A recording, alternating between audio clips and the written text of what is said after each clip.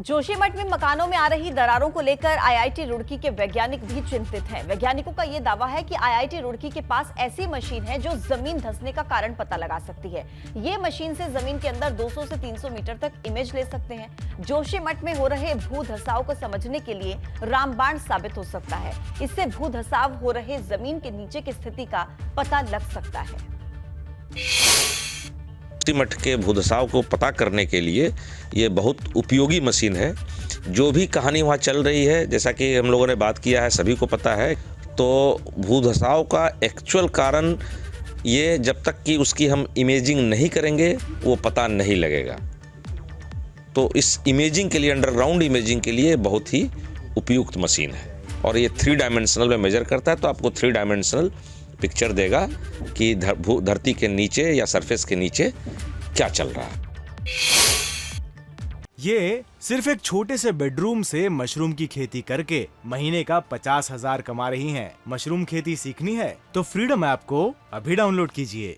बात कर लेते हैं रामपुर की, जहां पर लोकसभा से भाजपा के सांसद घनश्याम सिंह लोधी को उनके व्हाट्सएप नंबर पर जान से मारने की धमकी भरे मैसेजेस भेजे गए हैं और इसमें मैसेज भेजने वाले ने अपना नाम संदीप सिंह खालिस्तानी बताया है, जो खुद को लश्कर-ए-खालसा संगठन का बता रहा है। इस मैसेज में सांसद घनश्याम सिंह लोधी और उनके परिवार को जान से मारने की धमकी देते हुए भाजपा के शीर्ष नेताओं और एसएस के नेताओं को, आरएसएस के नेताओं को निशाने पर लेने की बात कही है। इस संबंध में रामपुर सांसद घनश्याम सिंह लोधी ने रामपुर एसपी अशोक कुमार शुक्ला से इस पूरे मामले की शिकायत की है और जांच करके कड़ी से कड़ी कार्रवाई करने की बात कही है। वो लिखा है कि हम तुम्हारे परिवार को और तुम्हें हम बम से उड़ा देंगे और जो भाजपा के जो नेता हैं, शीर्ष नेता हैं, वो भी हमारे निशाने पे हैं और आरएसएस के नेता हैं, वो भी हमारे निशाने पे हैं। लेकिन इसकी शिकायत मैंने आज कप्तान साहब से की है। जो लश्कर-ए-खालसा नाम से जो संगठन है और कोई संदीप खालिस्तानी उसका नाम है जिसने ये मैसेज भेजा है, तो वो दोनों चीज़ें मैंने कप्तान साहब को आज दी हैं और जांच उसमें हो रही है। उनको धमकी आई है ना कि भाजपा छोड़ दो, आरएसएस छोड़ दो, मार देंगे, ये कर देंगे, वो कर देंगे करके। क्या ये आतंकी उनकी क्या होता है? अब वो मैसेज आया है, मैसेज की छानबीन चल रही है। अब कहाँ तक आगे जाती है, कौन निकलता है, ये तो आने वाले दिनों में पता चलेगा। FIR कार्रवाई शुरू हो गई। अभी हम लोग उसकी मीटिंग भी ले रहे थे, इस कंबल वितरण प्रोग्राम से पहले वो मीटिंग ही कर रहे थे और उसमें पूरी एक डेडिकेटेड टीम लगी हुई है। उसमें CO सिटी की, इंस्पेक्टर सिविल लाइन की और SOG की कार्रवाई करेंगे, अच्छी कार्रवाई। मुरादाबाद में भी भाजपा का कार्यकर्ता को व्हाट्सएप मैसेज के माध्यम से धमकी दी गई है। दोपहर को करीब 11:30 बजे धमकी भरा एक मैसेज मिलने के बाद कार्यकर्ता के होश उड़ गए। मैसेज में लिखा था कि भाजपा छोड़ दो वरना पूरे परिवार के साथ मारे जाओगे। भाजपा, आरएसएस और इंडियन आर्मी को निशाना बनाएंगे। धमकी देने वाले ने खुद को लश्कर-ए-खालसा का प्रवक्ता बताया। इस मैसेज के मिलने के बाद पीड़ित ने थाने में पहुंचकर शिकायत की। साइबर सेल मामले की जांच में जुटी है। व्हाट्सएप पर मुझे धमकी आई है, या तो भाजपा छोड़ दे या फिर तुझे मार दिया जाएगा और उसी के साथ तेरे परिवार को भी कुत्ते की मौत मारेंगे। क्या जिस नंबर से धमकी आई है उसका आप जानते हैं किसी को? जी नहीं, मैं किसी को नहीं जानता।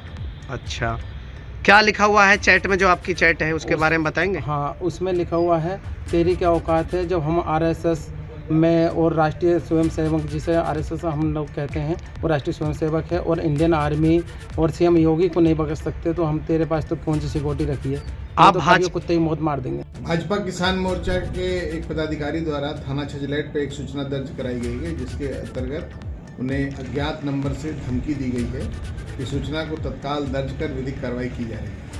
एप्लीकेशन में क्या है, कहाँ से ये धमकी दी गई है, क्या बताया गया, कुछ डिटेल सर? अब एप्लीकेशन जो दर्ज की गई है उसमें जो नंबर आया उस नंबर पर विधिक कार्रवाई की जा रही है।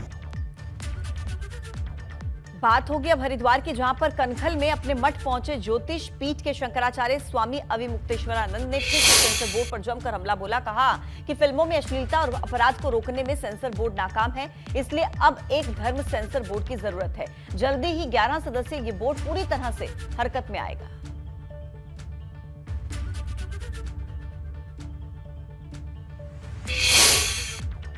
सेंसर बोर्ड से हम लोग अपेक्षा कर रहे थे कि वो इस बारे में भी ध्यान देगा कि अश्लीलता, नैतिकता समाज में न सुरक्षित रहे, अश्लीलता न बढ़े, नैतिकता बनी रहे और धार्मिक भावनाएं जो हैं वो आहत ना हो।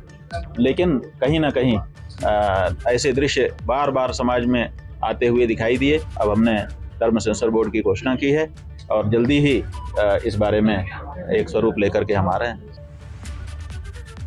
ये सिर्फ एक छोटे से बेडरूम से मशरूम की खेती करके महीने का 50,000 कमा रही हैं। मशरूम खेती सीखनी है तो फ्रीडम ऐप को अभी डाउनलोड कीजिए।